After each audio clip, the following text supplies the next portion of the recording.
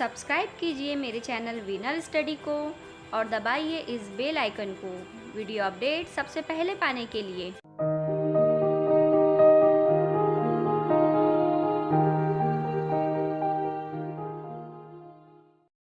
Hello friend, स्वागत है आपका वीनल स्टडी में। आज हम राजपूत राजवंशों की उत्पत्ति के बारे में पढ़ेंगे। इसमें हम 3 राजवंशों को एक साथ देखेंगे। तो पहला है गुर्जर प्रतिहार राजवंश, दूसरा है गढ़वाल राजवंश और तीसरा है चौहान राजवंश।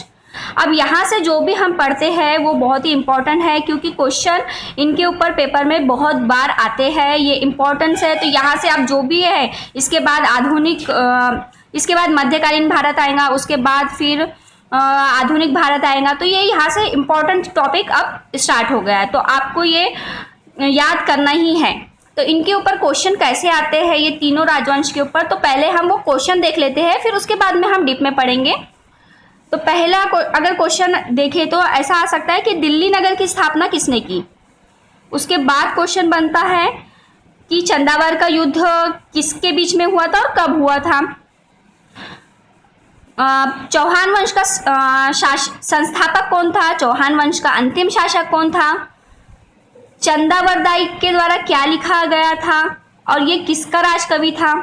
उसके अलावा तराइन का प्रथम युद्ध कब हुआ था, तराइन का द्वितीय युद्ध कब हुआ था, तराइन के प्रथम युद्ध में किसकी विजय हुई या किसकी हार हुई।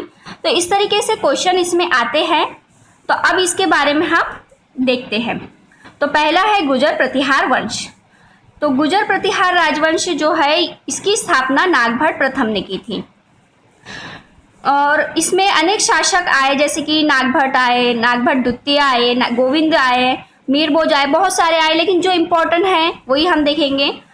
तो इससे पहले एक चीज़ मैं आपको बता दूं कि इस समय जो भारत था ये 3 हिस्सों में बटा हुआ था।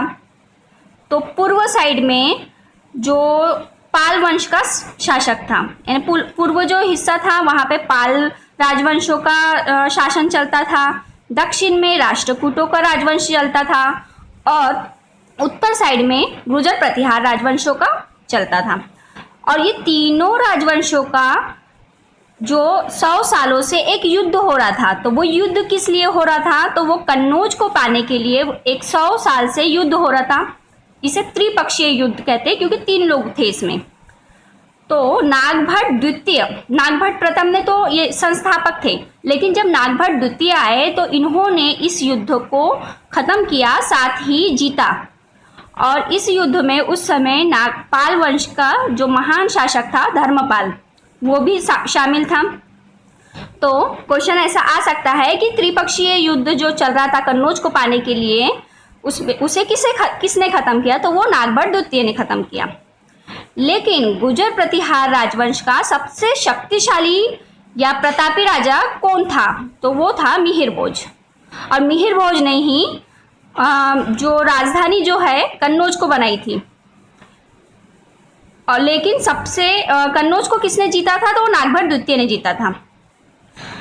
और मिहिर भोज जो थे ये विष्णु के उपासक थे, बहुत ज़्यादा उनके भक्त थे और उन्होंने उनके सम्मान में वराह की उपाधि धारण की थी। गुर्जर प्रतिहार राजवंश का अंतिम शासक कौन था, तो वो था यशपाल। और दिल्ली नगर की स्थापना किसने की, तो वो स्थापना की थी तोमर नरेश अनंगपाल ने।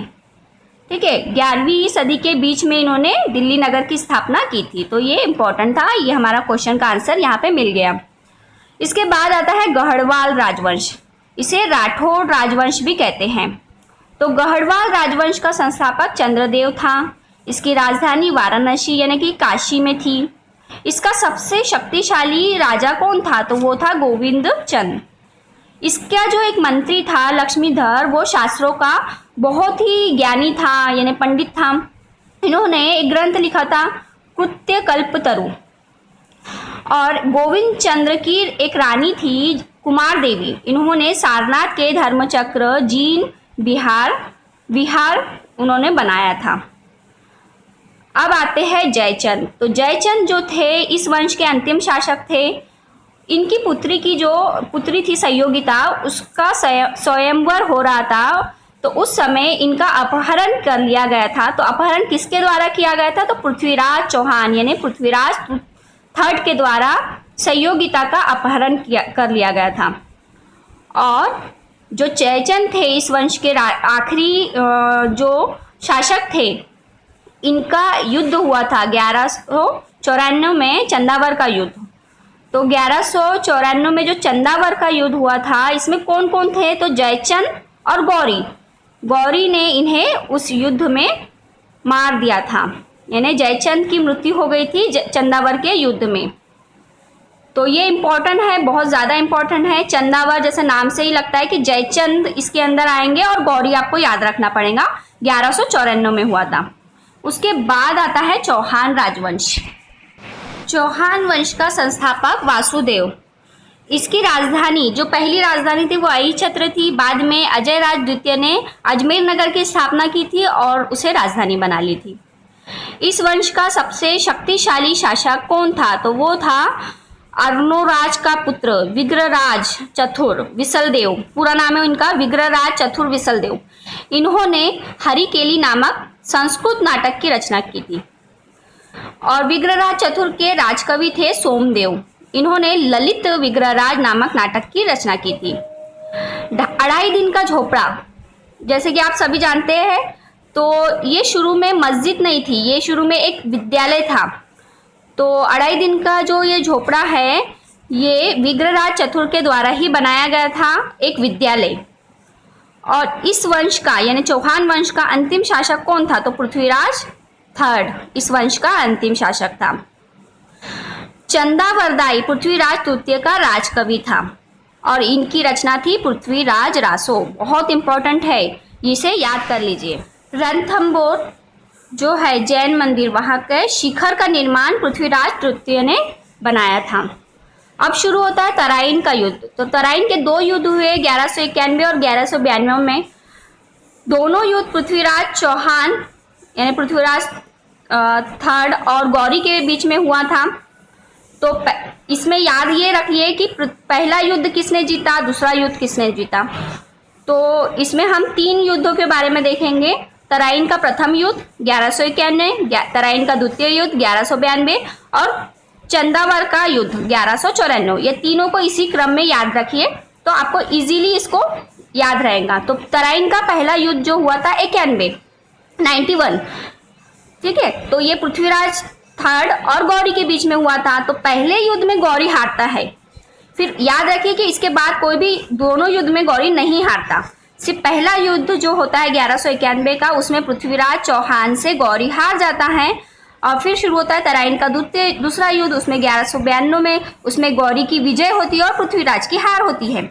उसके बाद 1194 उसमें चंदावर का युद्ध होता है। चंदावर के युद्ध में जो है जैसे नाम से ही चंदावर यानी जयचंद, तो याद रहेगा आपको कि जयचंद और गौरी के बीच में हुआ।